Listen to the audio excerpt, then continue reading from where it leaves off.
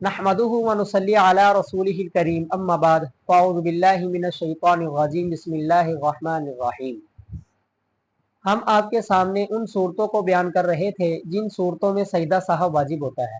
उनमें से तीसरी सूरत यह है कि अगर आपने सूरह फातिहा पढ़ी और फिर सूरह फातिहा के बाद रुक गए, चुप हो गए और ये सोचने लगे कि कौन सी सूरत इसके साथ मिलाऊं, और इसी सोच विचार में इतनी देर गुजर गई कि जितनी देर में 3 मरतबा सुबहान अल्लाह कहते हैं तो अब सजदा साहब वाजिब हो गया, क्योंकि हर फर्ज और वाजिब को अपने वक़्त पर अदा करना ये वाजिब है।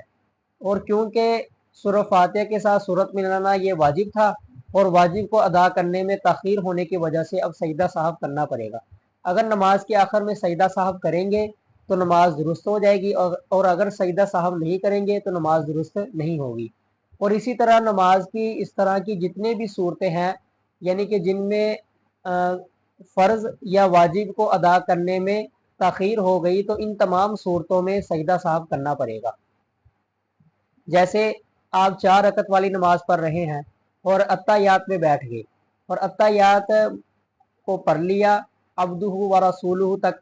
अब उसके बाद चूंकि आपने खड़े होना था, खड़े होने की बजाय आगे आपने दुरूद शरीफ पढ़ना शुरू कर दिया।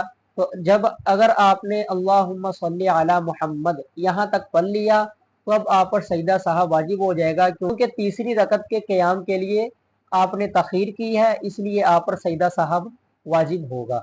और इसी तरह अगर आपने सूरह फातिहा के साथ सूरत मिला ली और रुकू में जाने से पहले कुछ सोचने लगे, या फिर रुकू से खड़े होकर सजदे में जाने से पहले कुछ सोचने लगे और उसमें इतनी देर गुजर गई, या फिर आप 2 सजदों के दरमियान बैठ गए और उसमें कुछ सोचने लगे और दूसरा सजदा करने में तख़ीर हो गई, तो इन तमाम सूरतों में फ़र्ज़ और वाजिब की तख़ीर की वजह से आखिर में सजदा साहब करना पड़ेगा। अल्लाह ताला जो सुना गया इस पर अमल करने की तौफीक अता फरमाए। वमा अलैना इल्लल बलाग।